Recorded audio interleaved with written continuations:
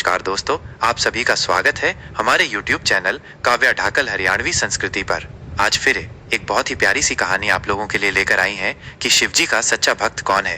एक नगर में भगवान शिव का एक भव्य मंदिर था, जहां हर वर्ष दूर दूर से भक्तजन शिवजी के दर्शन के लिए आते रहते थे। श्रावण का महीना था। दूर दूर से कावड़िए कावड़ लेकर भगवान शिव को जलाभिषेक करने आए हुए थे। मंदिर का परिसर भक्तों की भीड़ से भरा हुआ था। तभी अचानक आकाश में बिजलियां हुई और सोने का एक थाल उतरा। उसी के साथ एक भविष्यवाणी हुई कि जो कोई भगवान शंकर का सच्चा भक्त और प्रेमी होगा, उसी को यह थाल मिलेगा। मंदिर के परिसर में उपस्थित सभी लोगों ने यह भविष्यवाणी सुनी। धीरे धीरे सभी इकट्ठे हो गए। जो लोग मंदिर की व्यवस्था देखते थे, उन्हें तो पूरा विश्वास था कि ये थाल हमें मिलेगा, इसलिए वे सबसे आगे जाकर खड़े हो गए। सबसे पहले एक पंडित जी आए और बोले, देखिए, मैं प्रतिदिन महादेव का अभिषेक करता हूँ, अतः मैं ही भोलेनाथ का सबसे निकटवर्ती प्रेमी और भक्त हूँ, इसलिए थाल मुझे मिलना चाहिए। इतना कहकर पंडित जी ने थाल उठाया। जैसे ही पंडित जी ने थाल उठाया, थाल पीतल का हो गया। ये देखकर पंडित जी बड़े लज्जित हुए। उन्होंने थाल यथास्थान पर रखा और वहां से निकल गए। इसी प्रकार वहां उपस्थित सभी पंडितों ने खुद को आजमाया, लेकिन शायद उनमें से कोई भी सच्चा भक्त नहीं था। उन्हें भी थाल यथास्थान पर रखकर चले जाना पड़ा। इसके बाद उस नगर के राजा का आगमन हुआ। राजा साहब आगे आए और बोले, मैंने महादेव के मंदिर में बड़ी भारी दान दक्षिणा दी है, इसलिए यह थाल मुझे मिलना चाहिए। इतना कहकर राजा साहब आगे बढ़े और थाल उठाया। जैसे ही राजा ने थाल उठाया, थाल तांबे का हो गया। यह देखकर महाराज भी लज्जित हुए और थाल यथास्थान रखकर एक तरफ खड़े हो गए। इसके बाद इसी तरह एक से बढ़कर एक दानी महात्मा और भक्त पधारे और थाल उठाया, लेकिन किसी के हाथ में कुछ और किसी के हाथ में कुछ हो गया, लेकिन सोने का नहीं रहा। तब लोगों को पता चला कि हम में से कोई भी महादेव का सच्चा भक्त नहीं है।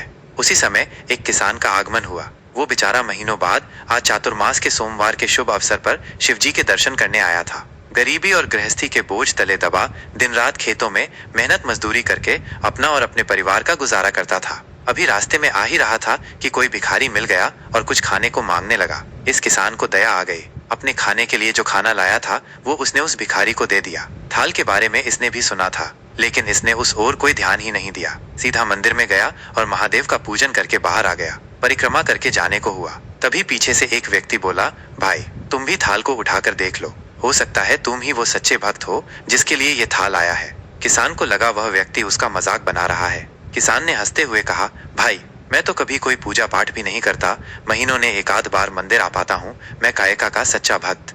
वह अजनबी बोला, भाई, हम तो देख चुके हैं, हमारी भक्ति तो 2 कौड़ी की भी नहीं है। अब तुम भी अपना हाथ लगाकर देख लो। सोने का थाल मिले न मिले, किंतु पता चल जाएगा कि तुम्हारी भक्ति में कितनी सच्चाई है।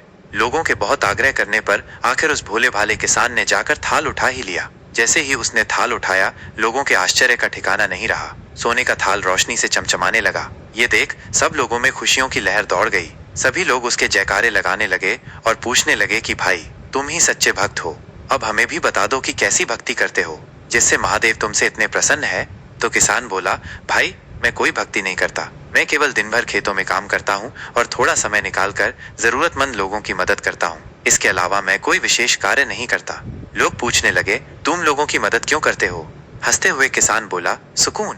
दूसरों के चेहरे पर मुस्कान देखकर मुझे जो आनंद और खुशी होती है, उसे मैं शब्दों में बयां नहीं कर सकता। शायद यही कारण है कि महादेव मुझसे खुश है।